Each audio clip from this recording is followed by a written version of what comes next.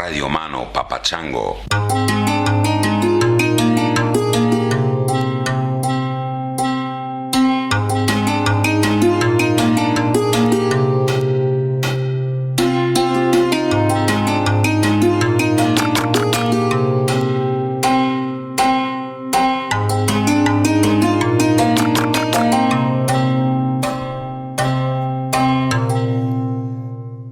Ladies and gentlemen, welcome to another edition of Tangentially Speaking. I'm coming to you from Las fucking Vegas, believe it or not.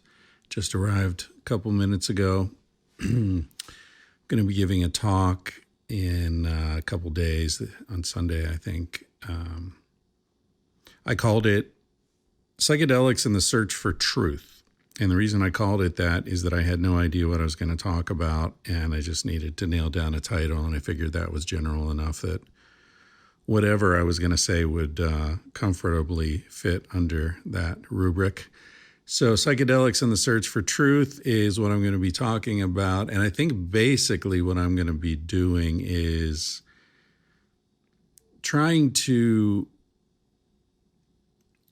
stress the understanding that psychedelics are sacred and should be treated as such. They're not a tool. They're more like a mentor. They're not something to be used. They're something to have a relationship with. And I fear that conferences like the one I'm at are going to become more and more frequent because people are going to be making more and more money. And you have people like Peter Thiel, who, if you don't know, he's one of the original founders of PayPal, along with his buddy or ex-buddy, Elon Musk. Elon sold his shares and moved on to other things. Peter Thiel is one of these mega yacht billionaire guys who thinks he's going to live forever and supports Republican right-wing Trump candidates. So he's working hard on the sort of coming Armageddon for humans and, AI and all that kind of stuff. Let's go live in space. Let's abandon the planet that gave us birth and move on to bigger and better things, So when people like that are involved in big pharma, I feel that the real potential of psychedelics gets lost. So that's what I'm going to talk about.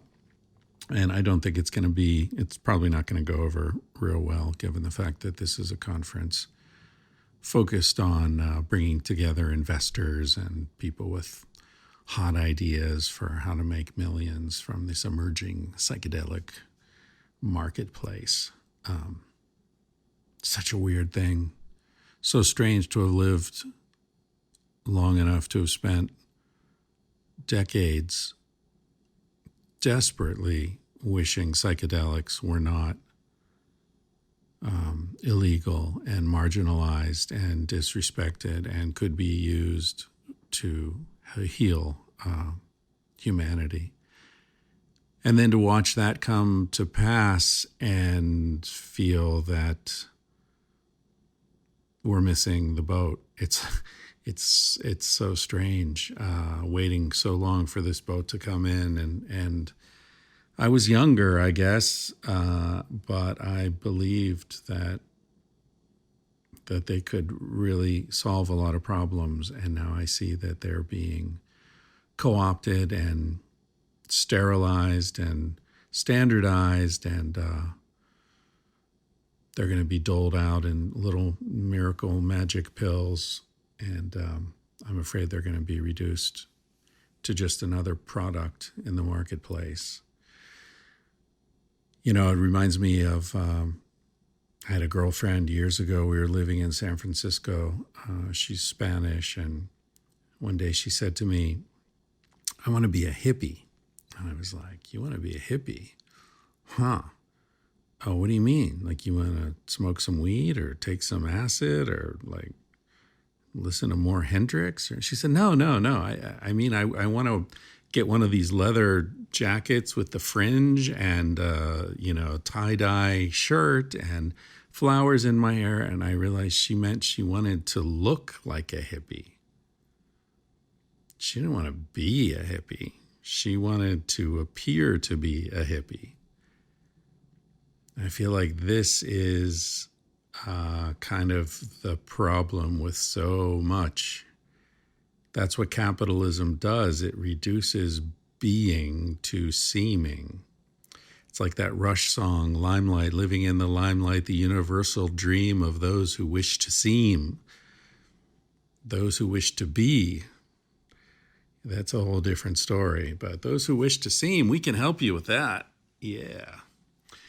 A little more along those lines, I read a quote by Philip K. Dick that really struck me. He said, by the way, Philip K. Dick was a science fiction writer. He wrote a short story called Do Androids Dream of Electric Sheep, which was adapted into the screenplay for Blade Runner, the original Blade Runner 30 years ago or whatever.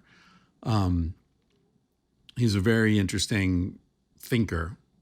Anyway, this is a short quote from him. He says, the basic tool for the manipulation of reality is the manipulation of words. If you can control the meaning of words, you can control the people who must use them. Interesting, huh? If you can control the meaning of words, or even the permission to use the words, you can control the people in whose minds those words flow. So my buddy Steve Herman, who's been on the podcast, a psychologist based in Hawaii, sent me an article that was in the Washington Post a few days ago. And it's by Matt Bai. The headline is Paging Dr. Orwell, the American Medical Association takes on the politics of language. And it's about a manifesto that was included in a publication from the American Medical Association. This is the professional association of doctors in the United States.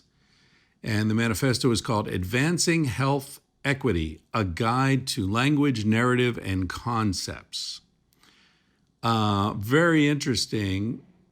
They decided that they want to talk to doctors about changing the language they use, the words they use.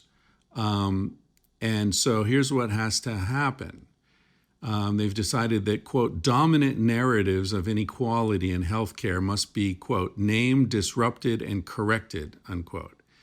The list of words and phrases the AMA does not want doctors to use anymore include marginalized communities, morbidly obese, the homeless, inmates, individuals. Individual is now a word you're not supposed to use if you're a doctor in the United States. Ethnic groups. Can't say ethnic groups or racial groups. Target communities. Not allowed to say that. So instead of marginalized communities, you're supposed to say groups that are struggling against economic marginalization. I don't know what the fuck the difference is there. Maybe I'm just too stupid to understand the nuance. A marginalized community, by definition, is a community that it has been or is being marginalized, but somehow, quote, groups that are struggling against economic marginalization is okay, but marginalized communities is not okay. So that's like saying people who are brown is acceptable, but brown people is not. What the fuck are we talking about? Oh my God. The homeless people is bad, but people who are experiencing homelessness is okay. Okay, other words that are not to be used if you're a doctor in the United States: Caucasian, minority, vulnerable, white paper. A white paper is a report, but you're not supposed to say white paper. Blackmail. You can't say blackmail. Blackball.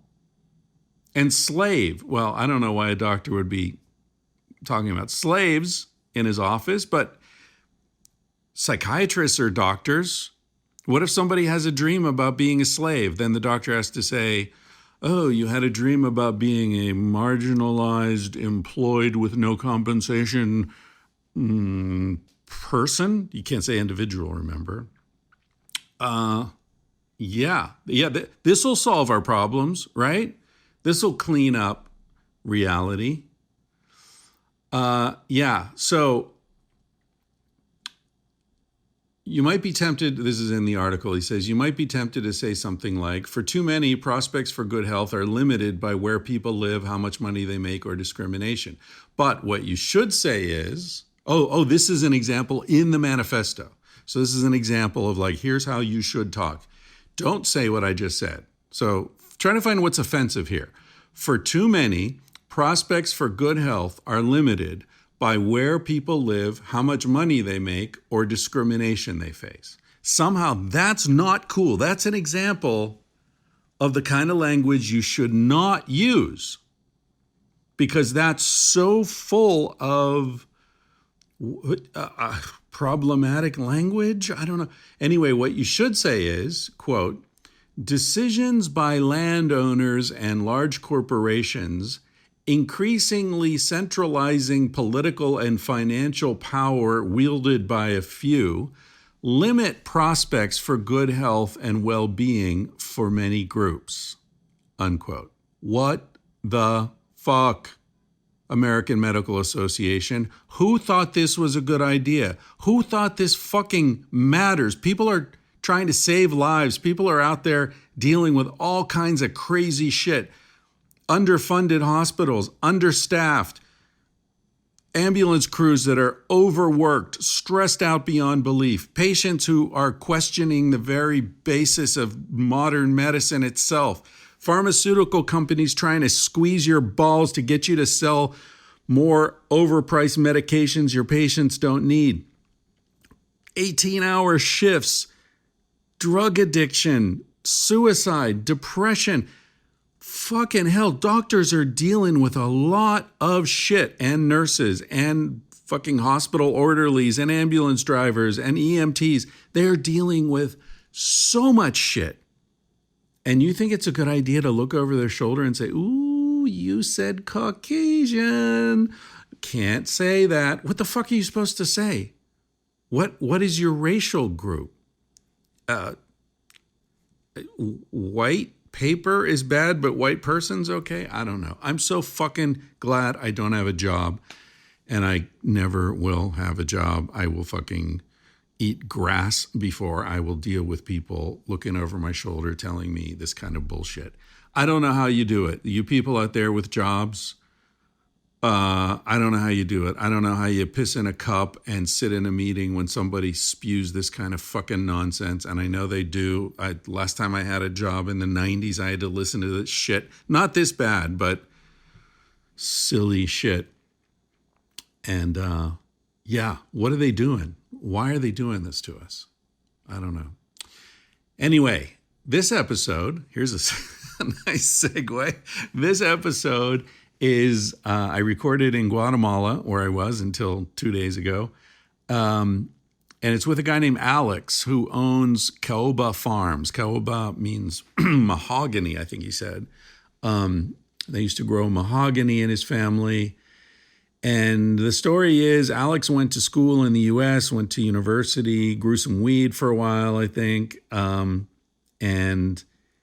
came back to Antigua, where his family is, and saw that the Antigua restaurant world was taking off, and there were a lot of new restaurants opening up, and chefs who had gone overseas to study and learn their shit, and then they come back and they open a restaurant in Antigua, and all they've got is iceberg lettuce. There's no romaine, there's no arugula, there was no interesting lettuce.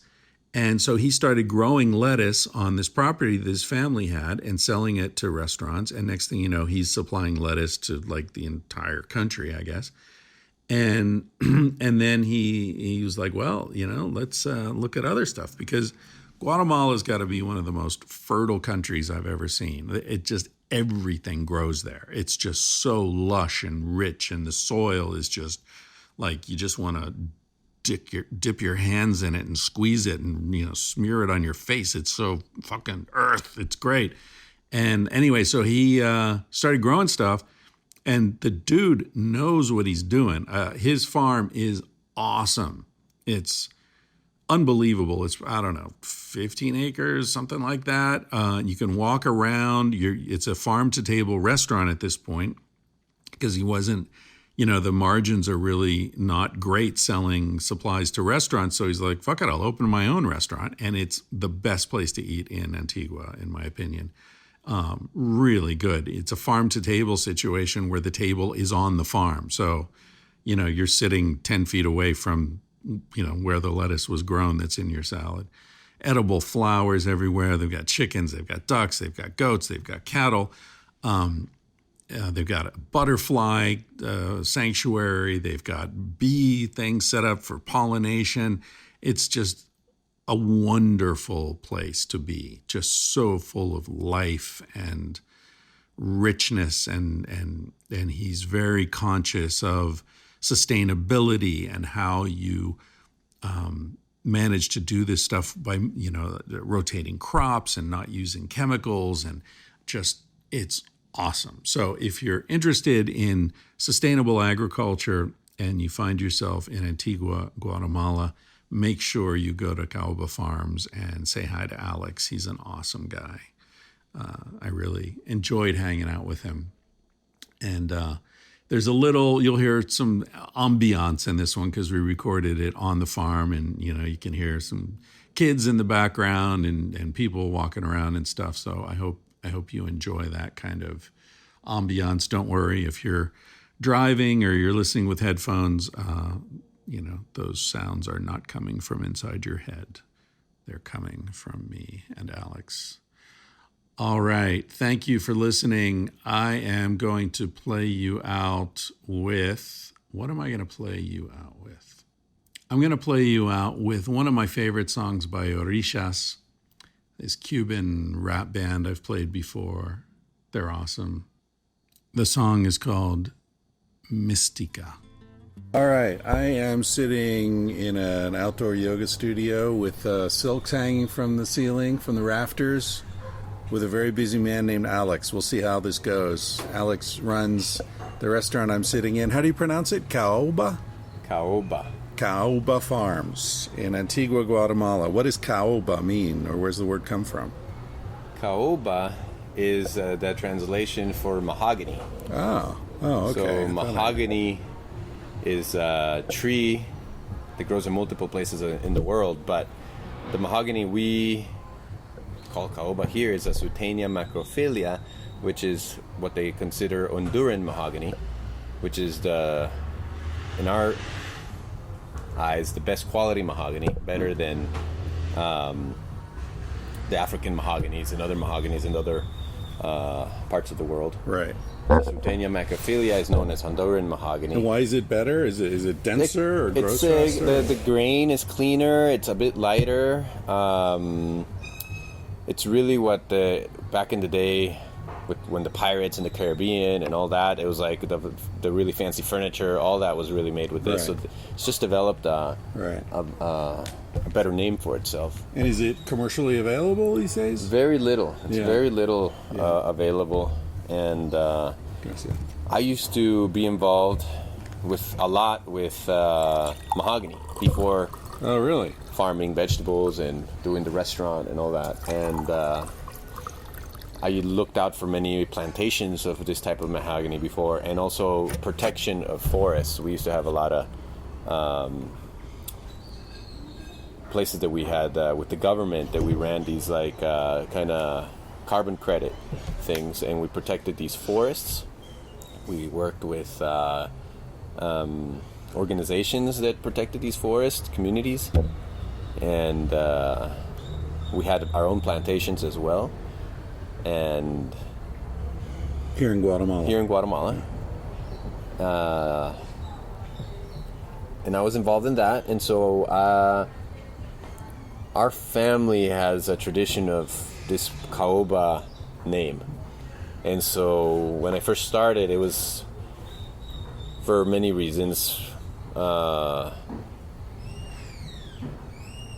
Tax reasons and just how you make a business reason here in... No, just don't hit the table, because that blows through the microphone pretty loud. So everybody does it. Yeah, so basically we had all this mahogany type of businesses happening with the family. And so that when we got originated with the farm business, in order to get the legal work going, it was easier to work under that name. Right. And then it became so popular that there was no point in switching. Once we became kind of more of our own identity, everybody kind of already knew us as Caoba Farms, so there was no point in switching to some other type of name. Right. It's already brand recognition. Yeah. Yeah. Cool. So you and I just met the other day. Backstory, I was having breakfast here with some friends in this amazing place, and we're talking about how incredible it is. And this guy came by and said, "Is everything all right?" And I was like, "Yeah, do you know the owner?" He's like, "That's me. I'm the owner." And you just told me a little bit about the history of the place, just to fill people in. Like I said, we're sitting in the yoga studio. Next to us is a place for kids to play. The farm where the food comes from is about 50 steps to the right. Or 10 feet behind you. Right behind, yeah, exactly behind all these. It's farm to table when the table is in the farm, like right on the farm. It's incredible. The food's amazing. Just the whole vibe here is so beautiful and lush and full of life. Guatemala seems, you've lived around the world. Would you agree that Guatemala is one of the most fertile countries on earth? It just seems like everything grows here. Yeah, I'd say it's in the top with multiple other countries, but it's, if you were to divide the earth in four tops, this is in the top 25% in terms of soil fertility. Is that just because of the rainfall and the volcanic soil and all that? Is there any kind of tradition of maintaining soil health here? Is that part of a Mayan tradition, or is it just an amazing inheritance? It's a little bit more complicated than that, but it's more has to do with the amount of different microclimates we got here. We got everything from sea level, both on the Pacific and the Atlantic, and we got everything from sea level all the way to 4,000 meters, which is about almost 14,000 feet. And so within that whole range of space, there's so many microclimates, from like desert to cloud forest to like dry forest to like tropical forest to like Boca Costa, which was kind of like I guess like ocean tropical forest, mangroves. I mean, there's so much microclimates, which gives us within a small space, because Guatemala is a small country, within a small space, so much different types of plants, because in every type of microclimate there's so many varieties, so that gives us this whole lush. It's not just flat and one type of climate, which could be lush, but only with the certain types of plants that grow in that climate. Here there's pretty much everything, to the point where every area has its large amount of plants, and then there's all these places where they meet each other, where like cloud forest meets tropical forest, which there's like a special range where even its own type of plants come about, because they're like intermingling with each other for millennia, and therefore they've developed its own kind of special. So that's part of it. Obviously the volcanoes give rich fertile soil, but fertile soil is lost very easily.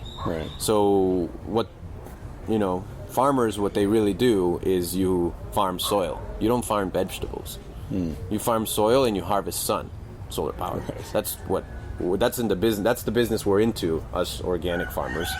Whatever method you choose, whether it's permaculture or biointensive or land management or silver pasturing or no-tilling or restoration farming or biodynamic What would you call farming. what you do here?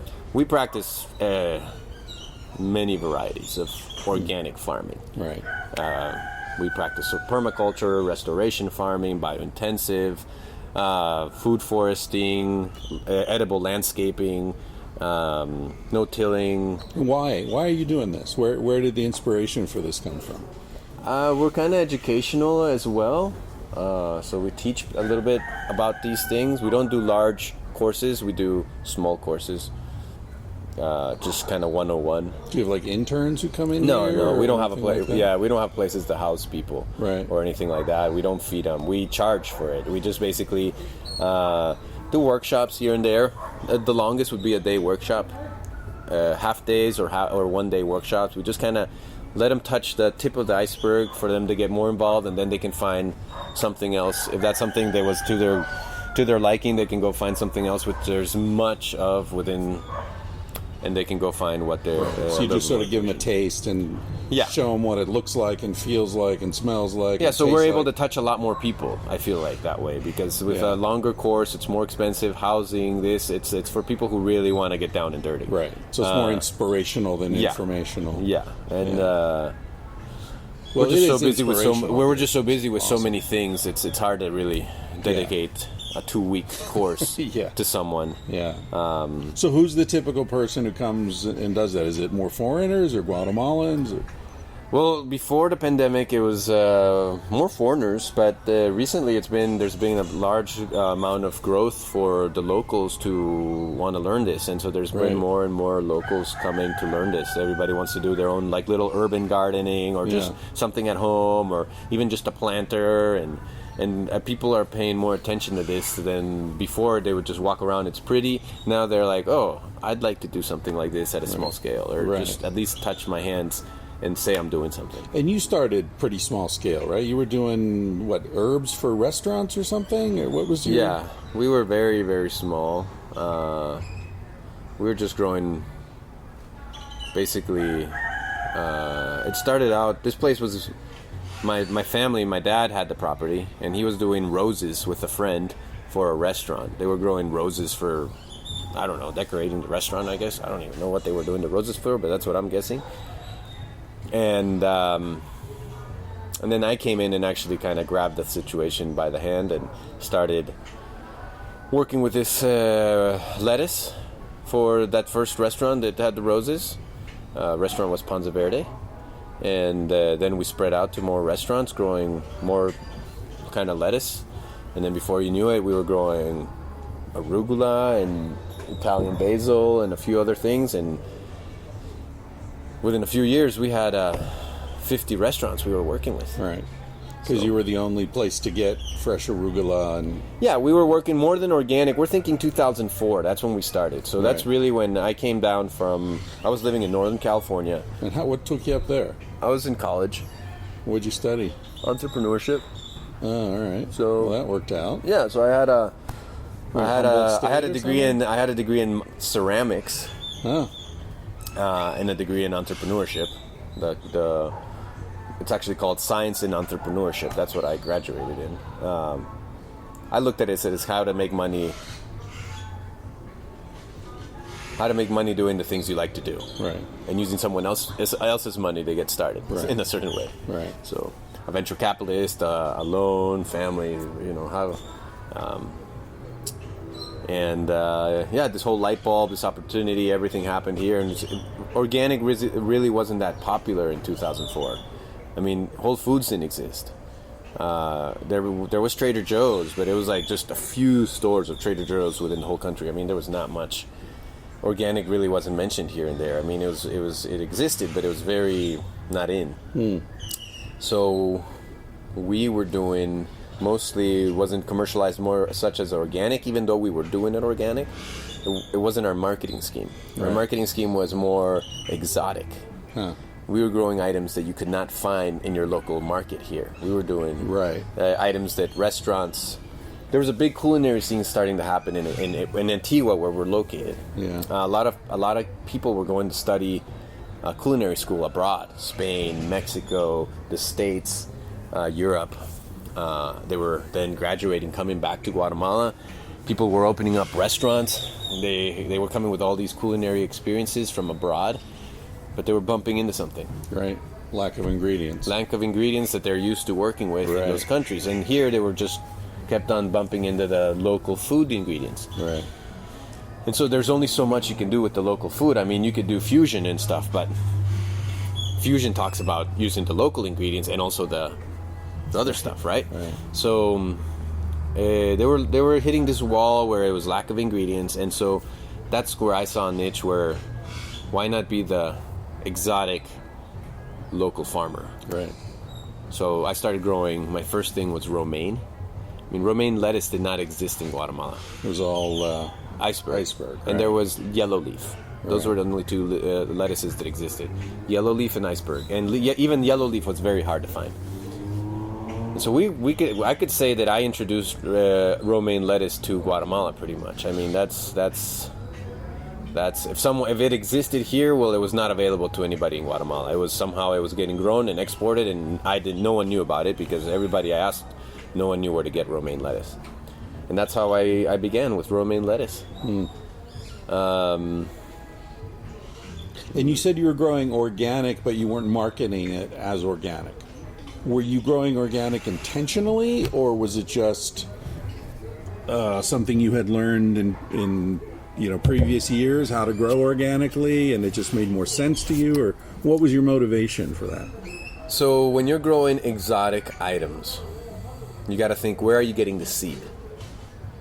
So romaine seeds. Obviously, if there's no romaine in Guatemala, it's going to be even harder to find romaine seed from any of the seed manufacturers. So yeah, you could not buy romaine seed in Guatemala. So from the very beginning, I knew I had to be sustainable. More than organic, I had to be sustainable. Right. I had to produce my own seeds. So that's when I first got into making my own seeds. I was like, I got to grow heirloom romaine lettuce so I can open pollinated lettuce so I could produce my own seed. Because I could not depend on sneaking it in or doing this, or I needed to be more consistent if I'm going to be working with restaurants. Sure. Restaurants want consistency. Yeah. It's on the menu. It needs to be. That can't be like 1 week you got it, 1 week you don't. Hey, I'm out for 3 months. Oh, it'll never work. So I needed to produce my own lettuce. So that was the first thing. I needed to produce my own seed. So I knew I had to be sustainable in the seed. Now, if I'm going to be sustainable in the seed, why not take it to the next level and be sustainable in my fertilizer? Right? And so I'm producing my own fertilizer. I'm producing my own seed. So all of a sudden I'm like, well, I'm trying to be. I went through that. I went down that path of being sustainable, and that led me to just naturally be organic. Right. Not depending on outsourcing anything. So you're not. So where did you learn? Did you just learn by doing, or did you go take a course somewhere? I just spoke to Joel Salatin yesterday. Do you know who he is? He's like He's sort of a the guru Yeah. for like silver pasturing. He does hens and cattle and pigs, and I read a lot of his books. I see a lot of his stuff on YouTube. I actually follow him. Well, I follow.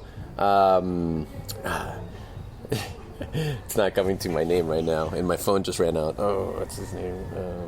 He works a lot with him, but I follow a lot of people who follow Joe Salatin. I see him on YouTube all the time, and I got books on him actually. And I practice a lot of his methods. I have multiple farms, so some of my farms that have more space in the right, I follow those methods with my pigs, with my lamb, with my chickens, with the few cattle I got. I follow those methods, and I tweak them a little bit for my climate here, which is there, and it's a cloud forest. So I work with different trees and different pastures.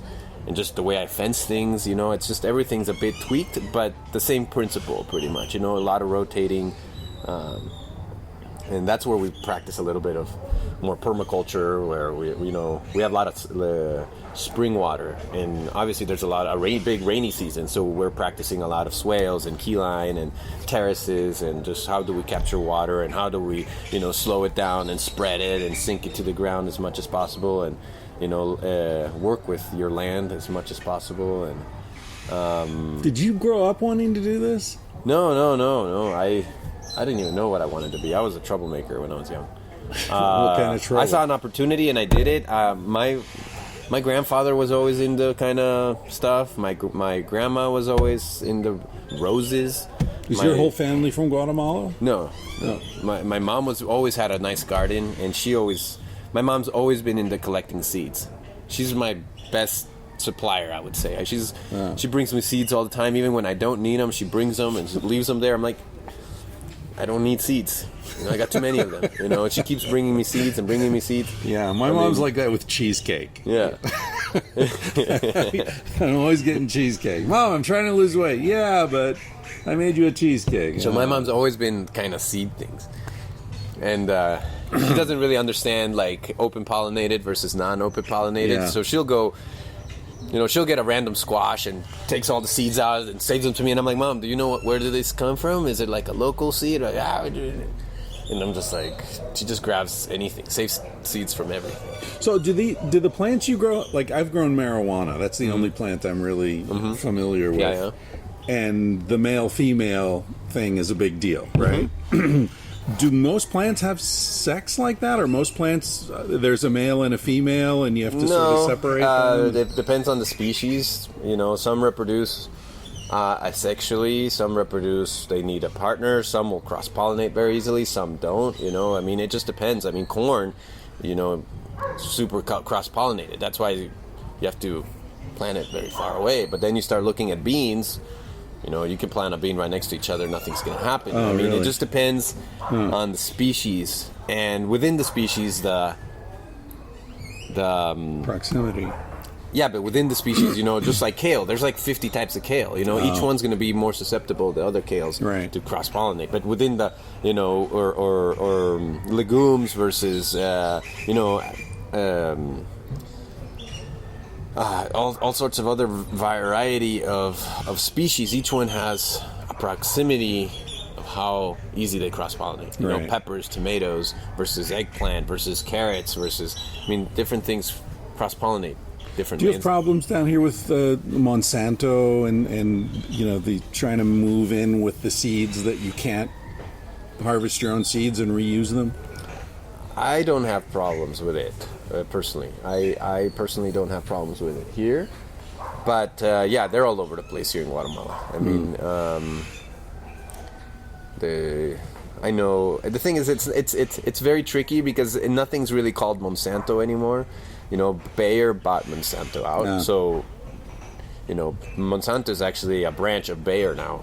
I don't know when Bayer bought Monsanto out. I think like 2 years ago or something. And there's all these companies that are outsourced by Monsanto, so you don't even know really who Monsanto is anymore. It's like Monsanto. I had these Dutch people come here the other day and had lunch, I don't know, a year ago. They were really into my whole seed reproduction. They took the tour. We talked. They were really impressed about how much seed knowledge I had and seed banks and reproduction and all that.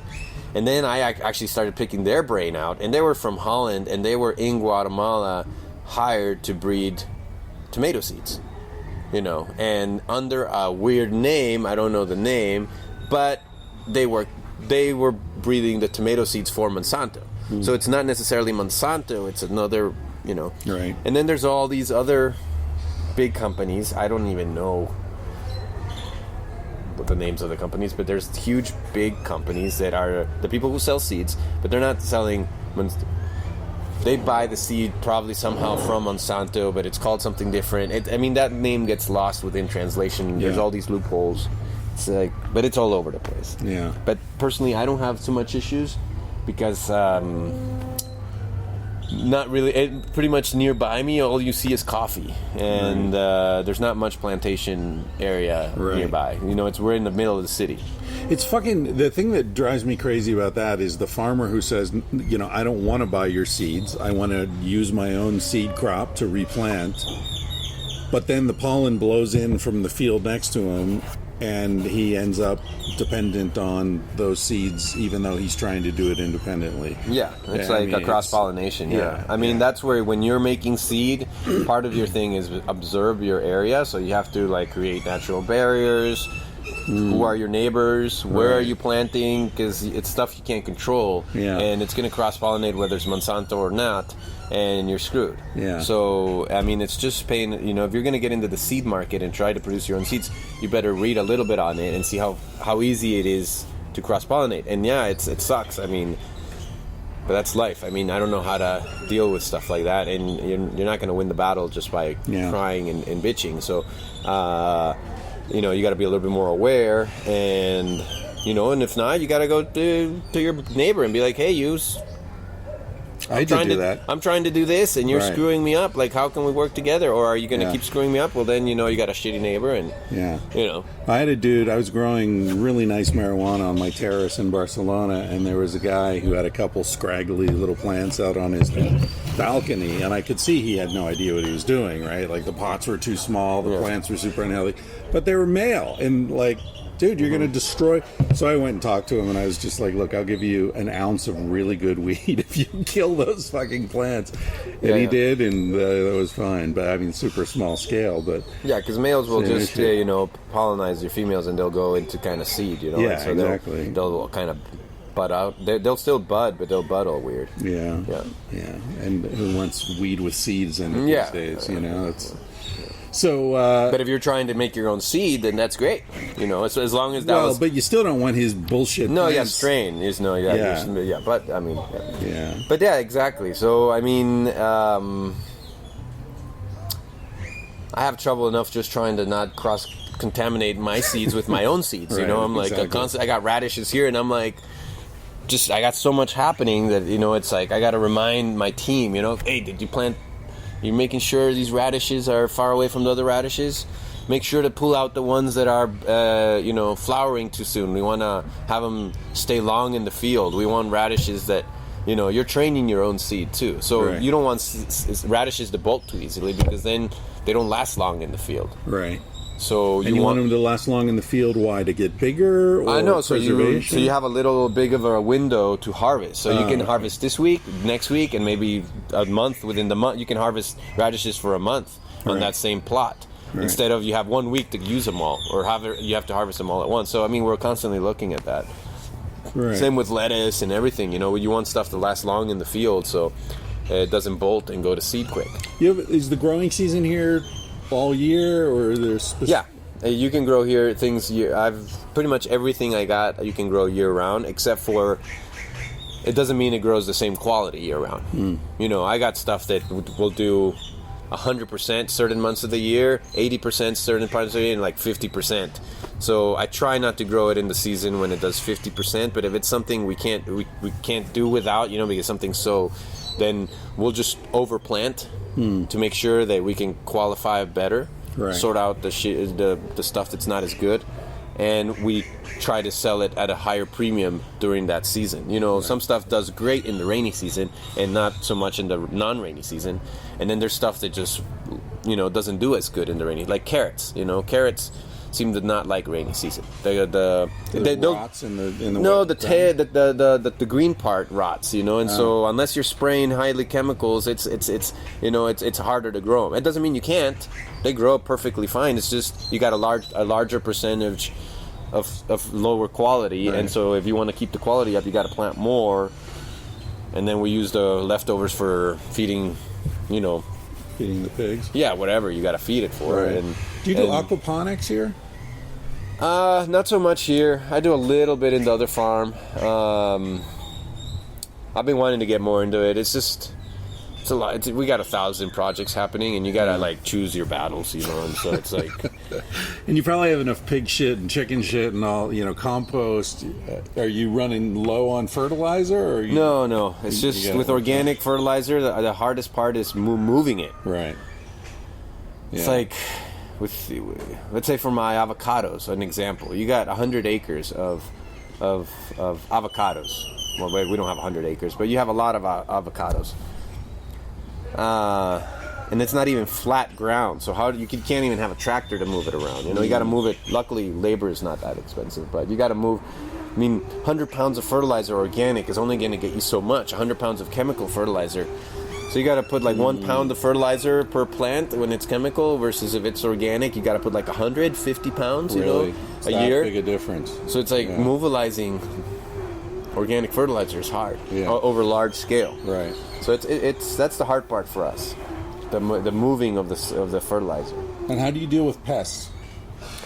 I got all sorts of crazy techniques, but the one I'm focusing on lately is it's a crazy story, but I really love it. Is you know how this whole kombucha movement has become? You know, like last 5 years, kombucha has become a pretty crazy thing. Everybody loves kombucha. So pretty much what I do is a kombucha for my plants. Right. So it's fermented. Yeah, it's probiotic juice pretty much for my plants, and you just spray the leaves. Yeah, and depending when and where I spray it, and the amount I spray, whether it's for fungus or for insects or for foliar. Yeah. You know, it just varies on the time and the amount and the where you're going to spray it as to what the use of that kombucha. But it's like a one. And you can play you can play with the flavors of the kombucha. You can play with the flavors of the. So it's basically probiotic teas. Right. That's how it's pretty much. That's what it is. I used to use something with cayenne. I remember on weed against mites. Mm-hmm. There's some kind of spray that was made with cayenne peppers. Yeah, cayenne is one of the best ones, and I think it's because of the high capsaicin. I'm not sure what it is. There's an ingredient in cayenne. Not necessarily hotter peppers don't necessarily mean it's better. You know, you could use a habanero or a ghost pepper. Right. But it doesn't work as well as cayenne, so it's not necessarily the heat. Capsaicin. It's not, but it's not, I'm not sure. It's not necessarily the heat. Yeah. I got it all on my book somewhere. I just said so much information. But it's not necessarily the heat. There's a certain ingredient in cayenne that's stronger, more abundant than in other peppers, and that's why cayenne works much better than others. Even though others do work, it's just the cayenne works better. And you can use garlic, and you can use neem oil, and you can use all sorts of stuff. Yeah. I mean, we use garlic, we use neem. With neem, we outsource it, so we buy it. With garlic, we do our own. We've used cayenne. We do all sorts of mixes. I mean, there's recipes for all these things. But one of my favorite ones, and it's very simple, is you go to any field and you see what is the plant that thrives. Like, it just kicks ass.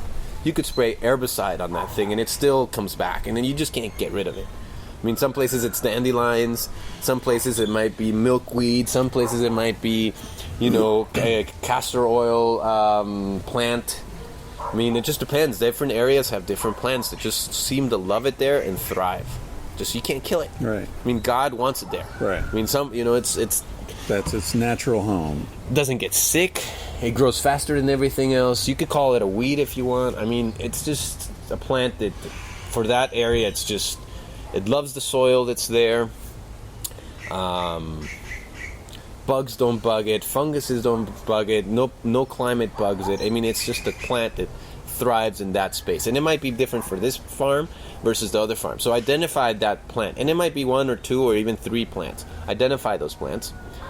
And that has all the knowledge. Like, that's how I look at it. It has all the sap, the life. In Spanish, we would call it the savia. Wisdom. The wisdom. There you go. That's the right word. The wisdom for that area.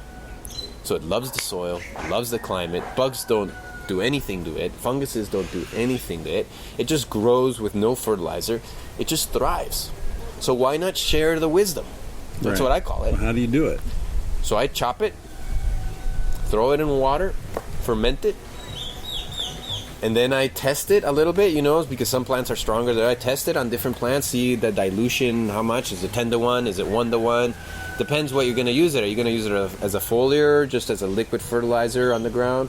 I just basically test it and then find out what works. And then basically I make teas with it, and that's my kombucha. And so I'm sharing the wisdom of that plant that just loves to thrive in that space, and that's what I spray to my plants, and it kills it. I mean, it really does good. Yeah, I spray, depending, some things might want it once a week, some stuff every 15 days, you know, some stuff maybe even twice a week. It just depends what you're growing. That's really interesting. That's a really interesting approach to just look, you know, because I think about that in terms of human life, right? Like, you look at, how should we live in the desert? Well, look at the Apaches. Look at the Aboriginal people. Observation. Just, you know, pay attention. Somebody who's been there for 100,000 years, they know how to live there. Yeah, you know? Exactly. And we're so arrogant, generally. We go in and try to bring our way of life into all these different environments. And, you know, it's, I think, you ever see a film called Aguirre, The Wrath of God by Werner Herzog? It's about conquistadors going up the Amazon, the first Spanish conquistadors. There's a book called The Biochar Solution, and it talks about the same story. Like, it's going with their fucking horses and their armor. Well, it talks about how they're navigating through. This one talks about how they're navigating up the river, and they're constantly finding all these crazy villages, and they're getting attacked. But they're seeing how abundant these places are, just how abundant, and they've been probably thousands of years way before, you know, civilizations. We talk about civilization, ancient civilizations, only like the Egypts, like 3,000 years ago. There's no way. I mean, these civilizations have been there forever, you know, like not forever, but 10, 20, 30,000 years, you know, we're just...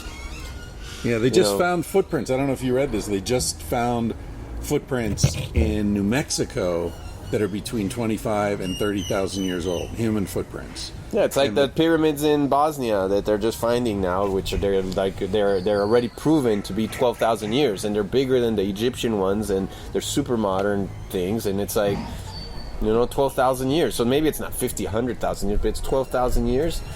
Yeah, and they're way bigger, and you know, and they're there. I mean, you can look up. There's no hiding it. It's like pretty much there. And that's just some of the stuff, you know. Yeah.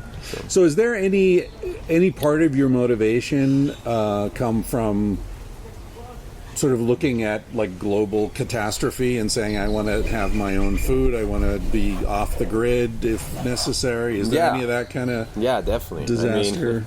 I mean, I don't like sharing my conspiracy stuff because, you know, it's there's taboo topics. There's all these taboo topics, you know, in religion, politics, vaccinations, aliens, I mean, ghosts, I mean, all these weird topics are kind of taboo, you know. And well, not here. You know, Graham Hancock is. He wrote Fingerprints of the Gods about how the idea that some sophisticated civilization from like Anunnaki guys, like, you know, there's no way the Egyptians built the pyramids, right, without help from somebody coming in with a lot of wisdom. Anyway, I've had him on the podcast a few times. No, and it's true. I mean, I'm really careful with who I talk these things with, because it's like, you know. Anyway, getting back to the whole idea, I mean, you know, my last book is called Civilized to Death, and I talk a lot about how every civilization that's ever existed has collapsed. Every one. So to think this one isn't going to is ridiculous. There's no reason to think this won't. There's this guy who's a really interesting, similar to a Joe Saladin guy. It's Paul, what's his name? He's a restoration farmer guy, and he does apples and all sorts of stuff. That's his main thing. Apples and chestnuts, I think it is.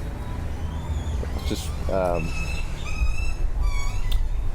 but he talks about why civilization have disappeared, and it's because we've depended on annuals.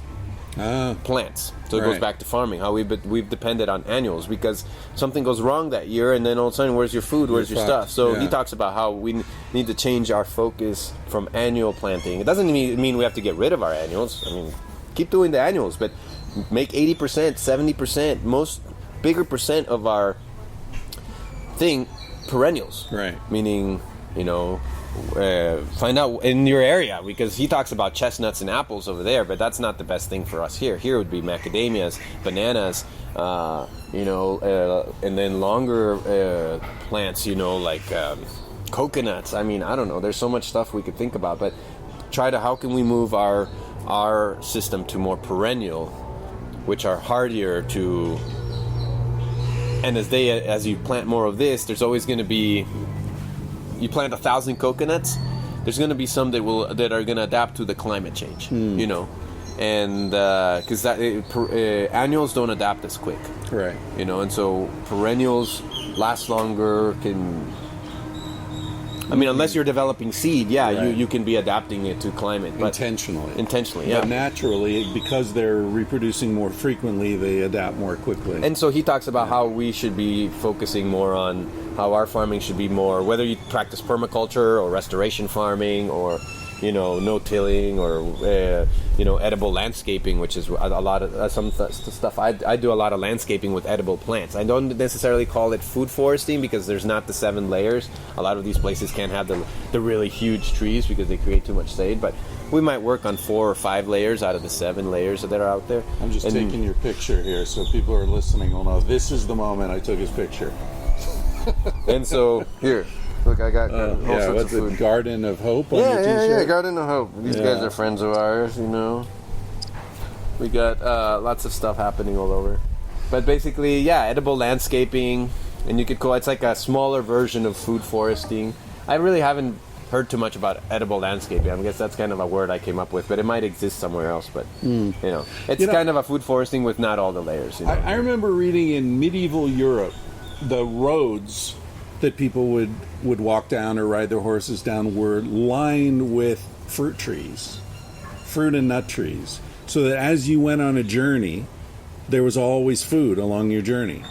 Yeah, it makes so much sense. It's so easy. Why aren't all the highways in the United States, those median strips between highways, just sitting there? They're all open. They're getting sunlight all the time.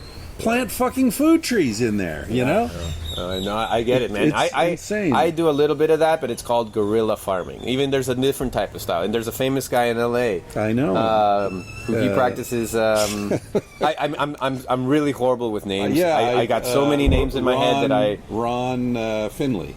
I've had him on the podcast. Okay. The Guerrilla Gardener. Yeah, the Guerrilla Gardener. Yeah. So, there's so many names. I follow so many people here and watch videos and study and educate myself on so much. I've been doing this for 18 years now. Well, it'll be 18 years in May. Well, tell me about it, 2004. When you're my age, it'll be even worse. And before that, it was pot. You know, I grew up on the pot. That's one of my main things. Was I grew up doing pot in Colorado and California and all that stuff. You know, I was around that scene forever. Yeah.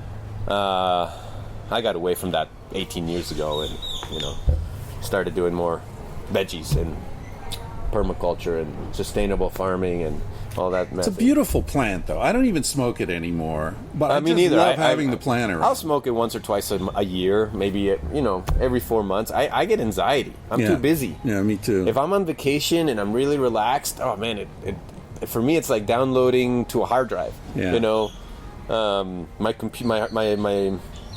computer's full and I need to download it to a hard drive every 4 months. Free up some space. Yeah, I smoke a bowl or something. One hit. I'm a one-hitter quitter, and then I download because I'm able to process everything in a different way, and it's great. But if I got things to do like meetings and this and that, it's like instead of relaxing, it just makes me stress what's coming next. Yeah. You know? So it's different for everybody. Well, how do you handle that? Because you got so much going on here. It's really easy for me to come here and say, "Oh, everything's so beautiful. This is so great."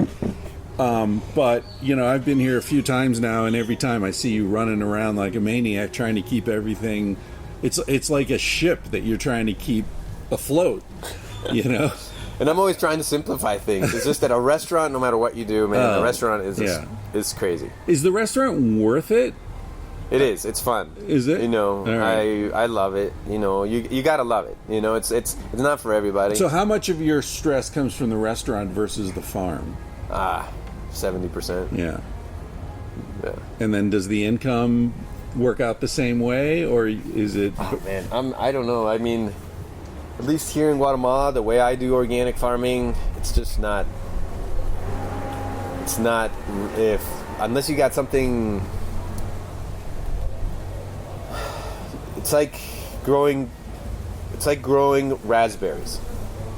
and then you processing in the jam, you're giving it some added value, you know. Right. So if there's not that added value, it's very hard to just kind of sell organic veggies I see what because you're first saying, of all, yeah. the people here don't have the, because there's not amount that there's, because it does require in a certain way more labor. It depends what type, it always depends what type of farming you're doing, you know, what method you're choosing, you know. I find I do a lot of biointensive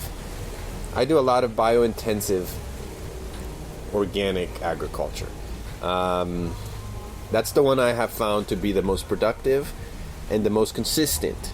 So for when you deal with restaurants, it's for me that's good because it's consistent and it's very productive. But what does biointensive mean? It means a lot of hard work behind it. Right. You know, you need a lot of fertilizer, a lot of seeds, a lot of, you know, planting. You know, it's crazy. So, but it's like a bank. You know, the more you put into it, the more it puts out. But if it's a family, if you were a family or a community, or if you were doing something more like a CSA, something where, you know, what comes goes, you know, then I would do more like a food forest with a smaller version of, you know, maybe some no-till and you could practice and less biointensive, you know, and therefore, you know, today there's bananas, you send bananas. Today there's limes, you send limes. Hey, there's all sorts of crazy spinaches and kales and wild herbs, and you know, there's sweet potato growing now, and then I mean, you work more seasonally. That's great. I like that for if you're a family, if you're a community, if you're doing more of a CSA. What's a CSA? Kind of like it's like a group of farmers who get together and send like baskets, you know, to families, and even some restaurants sign up to it. But it's basically you work on what's around, right? You know, you don't. There's no menu, right? You sign up for a $25 basket, and you pay up front, and you sign. Maybe there's a cheaper version if you sign up for the whole year or for 6 months, and then every week you get a basket of whatever is around. And these sometimes it's one or two farmers, sometimes it's a bigger community of farmers. And sometimes they even involve a baker and a meat guy, and then you just you get your groceries, I guess. So I think that's the kind of. I think it stands for community supported agriculture. Oh, okay. You know, and so basically you're supporting that, but it's really set up on a way where you just get what's available, and it's great. I actually have a CSA. And we sell to families and we deliver in that version. And so that's what we use our food forest. And we do throw some of the biointensive into it and stuff. But for restaurants, it's a bit more complicated. Got to be consistent. Unless it's a very small restaurant. And we have some small restaurants which are great. And they're willing to work with us with what we got. You know, and they're easy to change their menus. But those guys don't pay the bills. Right. You know, those guys are the fun guys. Yeah. They're the guys that love working with. They believe in what we're doing. But unfortunately, those guys don't pay the bills. You know, the guys who pay the bills are the big hotels, the big restaurants. You know, they're more consistent. You know, they're going to buy $1,000 from you every month. You know, but they want more standard stuff. So for me, that's more the biointensive. Yeah, they're not adapting their menu every month to what you've got available and the seasons and all that. And we're you know, in our version, my methodology is you got to be flexible, because it'd be great to change everybody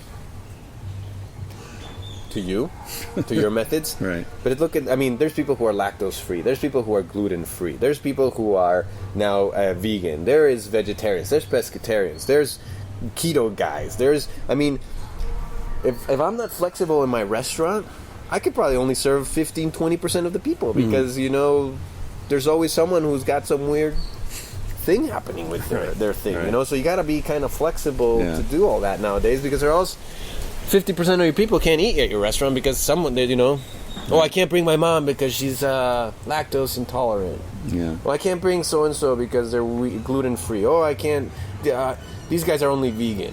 I'm on a keto diet. I only eat fat. There's everything nowadays. I'm on paleo. Feed me protein. You know, so you got to be a little flexible, and so that's always a good lesson. Be flexible. Listen, I've taken up 45 minutes of your time. That's what I told you. I was. We can go for another 10-15 minutes if you want. Well, do you have any sort of closing thoughts? Because a lot of people who listen to this are young people sort of trying to figure out what they want to do, and they don't want to. They're not interested in the sort of typical get a job. Do what you want. I mean, you got to do what you want. You can't just. And if you're not going to do what you want, just do it. Put it on a small time scale. Do it or save some money. It's good. Yeah. But aim for what you want to do. I mean, do what you love to do. That's the one thing I can tell you.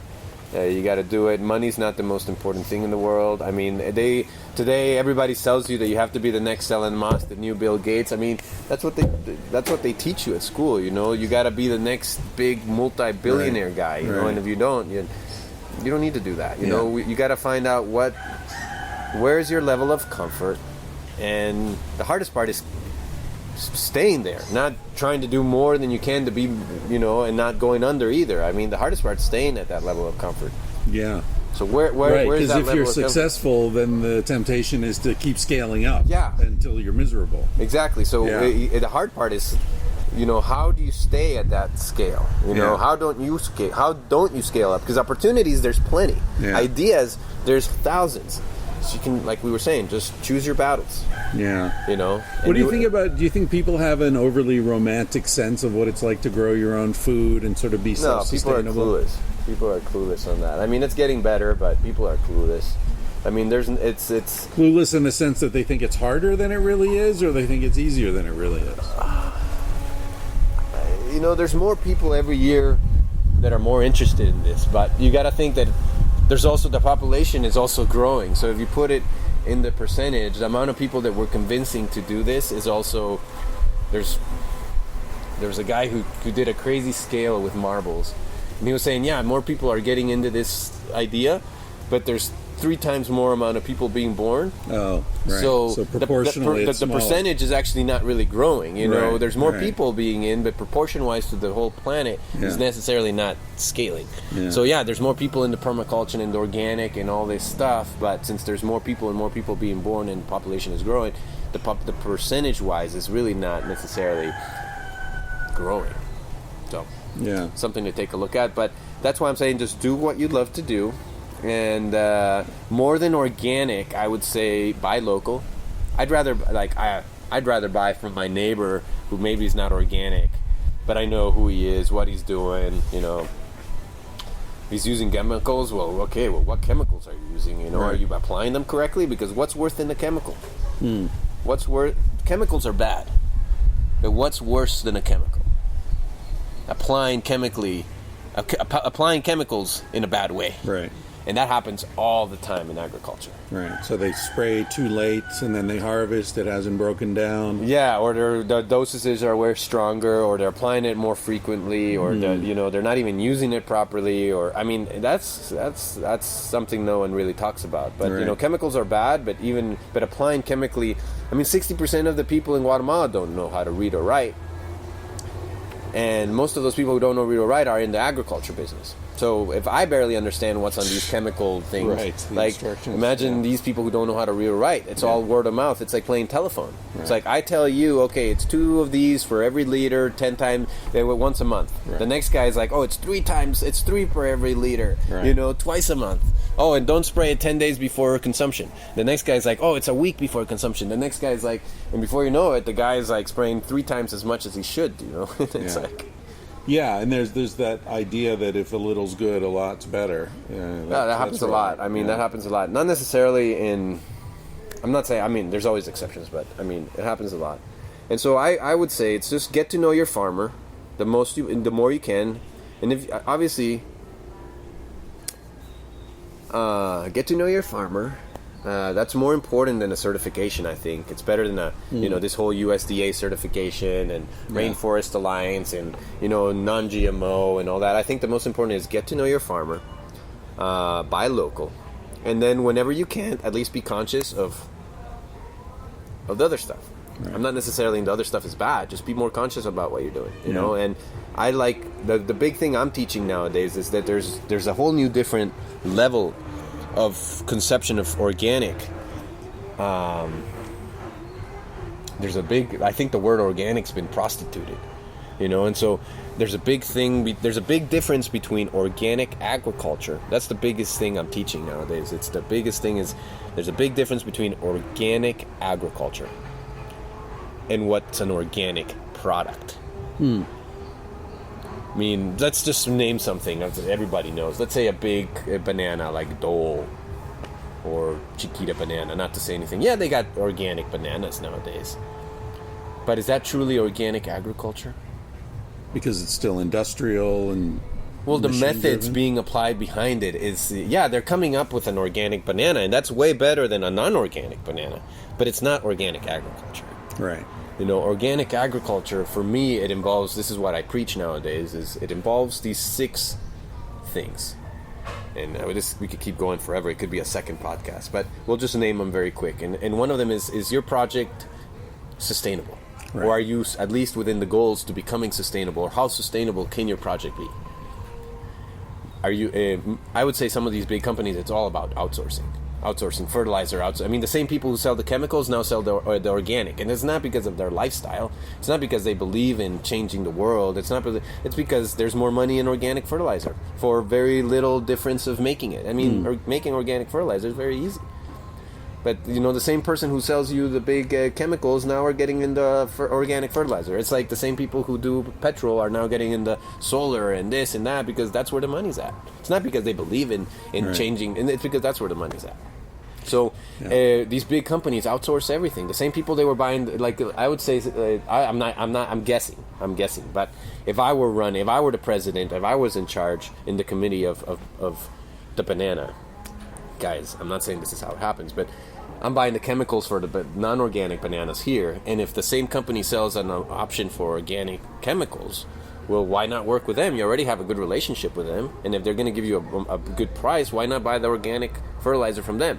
And I'm guessing some of these fertilizers are, you know, they're planting in Costa Rica and South America and Africa and Southeast Asia. I doubt the fertilizers are made there. I bet they're probably outsourced from China or India or the US or something like that. Organic, you know, but it's still outsourced. And the chemical is probably still outsourced from there as well. And so same with the things they're spraying, you know, they're spraying organic stuff, but it's probably not made there. It's probably outsourced. So everything's being outsourced. And do you even trust the organic qualification when something in the store says organic? How do we know? Yeah, you know, like I said, get to know your farmer. That's more important. Yeah. You know, there's loopholes in everything. Yeah. I mean, I'm not there's saying... so much corruption. If you got something coming from Brazil, you pay a guy, he's going to stamp it organic. Yeah, and the tests are being done in where the plantation is. Okay, I could give you remember I told you that I used to be in the mahogany business? So we used to ship lumber all over the world and bring lumber in from all over the world. We were, you know, doing this... Part of it was all sustainable, but it was basically in the sustainable. That's why we were planting the trees, we were protecting forests. It was all a combination of things. This was back in the day. But you spray these containers. You know, these containers are Mercs and this and that. You got these huge bazooka-looking things. You're nebulizing the whole container with who knows what, these crazy chemicals, in order for it to no bugs are getting from one country to the other, no diseases, no nothing. So it's a mist that just impregnates into everything. That container then goes to the port, and then you see these huge bazooka things that are 3 times the size in the back of a truck, and they're spraying the whole port. You know, they don't want cockroaches and rats and all sorts of stuff living in the port. And then it goes onto the boat, and guess what? They're spraying the boats as well, too. I mean, people are not trying to transfer these things. You think the containers are airproof? Right. No, they're not. So you got an organic banana, you got organic mangoes, organic avocados, whatever you want. It's sitting in a container for who knows how long. Right. And getting sprayed. And well, yeah, they're getting sprayed gnarly in these ports and everything, and it's probably leaking and leaching into it and stuff. So I don't know. I mean, are we grabbing the banana at the grocery store in Holland or in, you know, Germany and taking that banana there to get tested, or are we testing the banana here in Guatemala where it's being grown? Before all that stuff happens. Yeah, so that's something, I'm not saying it doesn't, it's interesting to think of that, you know, and so I would say local, get to know your farmer. Right. That's number 1. Then if you can buy organic, that's number 2. And then, well, it doesn't mean you can't buy the chemical, but it's better to buy a chemical that's local from your neighbor and all that than, you know. And it's just be conscious. Yeah. Know if are you spilling the trash can, or are you at least just throwing stuff in the trash and emptying it out on time? Right. So that's kind of the concept. And again, organic product is very different than organic agriculture. Right. An organic product, coffee, chocolate, a lot of this stuff you see in grocery stores nowadays, and it has a certification. That's what I would call an organic product. It's not following the the 6 concepts I was telling you about, which I haven't mentioned. We've only touched the first one, which is sustainable. Right. So let's go through all 6 of them. The next one would be the impact to the environment you're doing. You could be organic and still cause a huge impact to your environment. Are you digging a well and taking all the water away from the community? Are you not doing swales and stuff and just leaching all the soil and terracing, and just all the soil's getting leached, all the good stuff? Are you just by not being sustainable, you're importing everything and outsourcing everything, your carbon footprint is very high. Right. So you can be organic but still be very high impact to the environment. So what's your impact to the environment in your project? Right. That's number 2. That's number 2. Then the other thing is biodiversity. Are you just a monocrop and doing organic?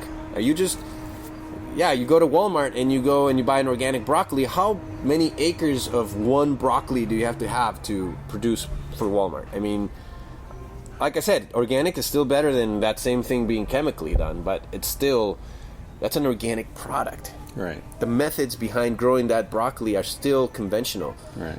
I mean, you could have a plane spraying that thing with organics. The same plane that sprays a field over there with chemical. You wash the tank, and now you put organic in it, and now it's spraying the big field with the organic. Right. So the method behind it is still conventional. The type of farming is conventional. Right. What you're developing is conventional farming to produce an organic product. Right. It's not organic agriculture. Number 4? Community. Are you community oriented or not? Right. Are you taking advantage of your community and screwing the community up and exporting everything? Are you anywhere? Are you just a big plantation and there's no way you can get in there and unless there's guys with shotguns there, and unless you have a letter from the president, you can't even get in there and see and walk the big beautiful banana fields? Or I mean, are they doing anything for the community? Right. They might do something just to sound safe outside, but how much community are you creating? Are you creating community? Organic agriculture forever, since the Egyptians, since before, it's always been about community. One is the butcher, the other guy is the baker. We all, before there was money, we'd trade. I have great bananas. Where's the community in this? Right. And it doesn't mean you don't need to be the best community at all, but is within your goals to create community? Right. Are you in it because you're either in it to create community or you're in it to not create community? Right. There's no middle ground. Right.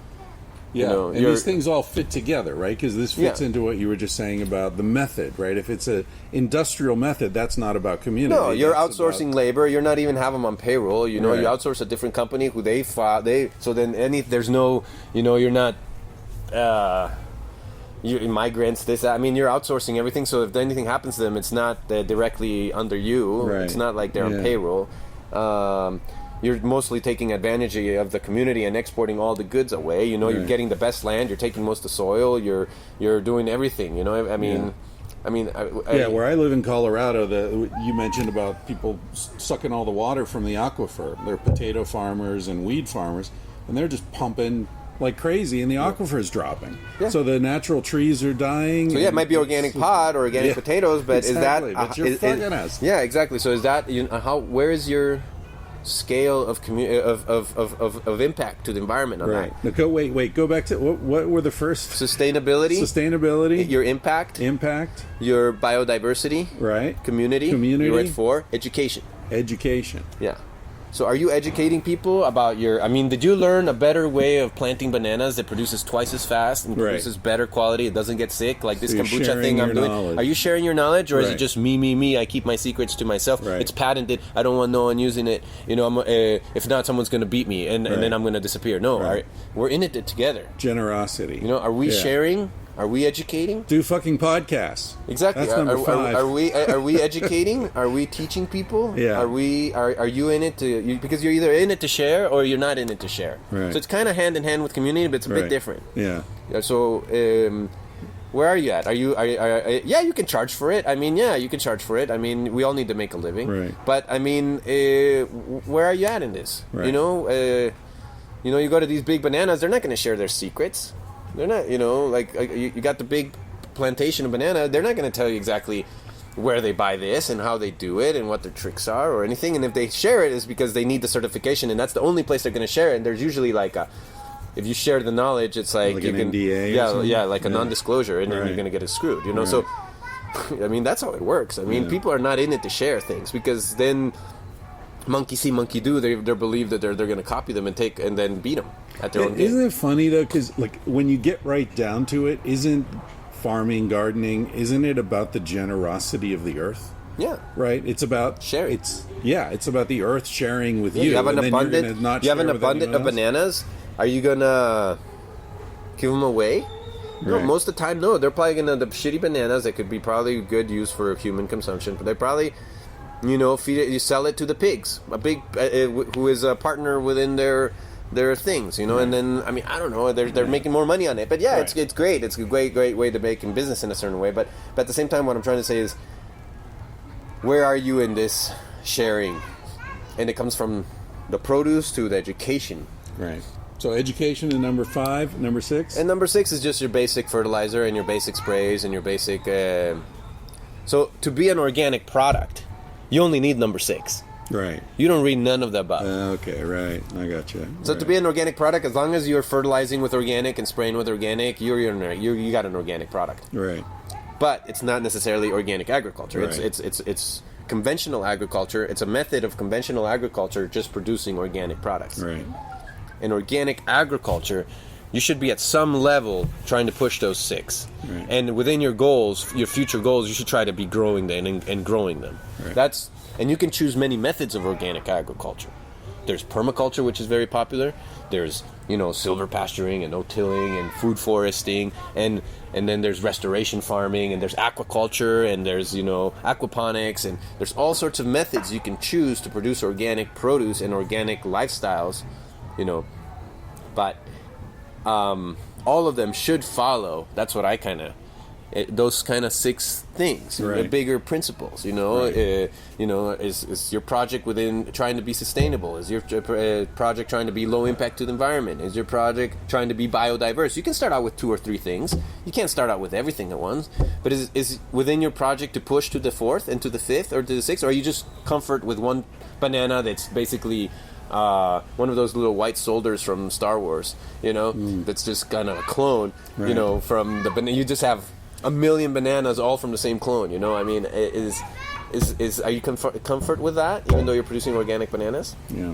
Or your gene pool, or are you can start out with a banana, a citric, and then, some sweet potatoes. Okay, that's what I can grow right now. That's what I had available this year. Maybe for the next 2 years. But, within my one-page business plan, within my plan, by year 5, I want to have 6 products. By year 10, I want to have 20. Yeah. Is that part of your goals, or are you becoming more biodiverse? I started with cattle, but, now I know that within a year I want to have chickens, and then within a year, and then I want to mix them together, and then Right. I want to introduce different pastures and this and that.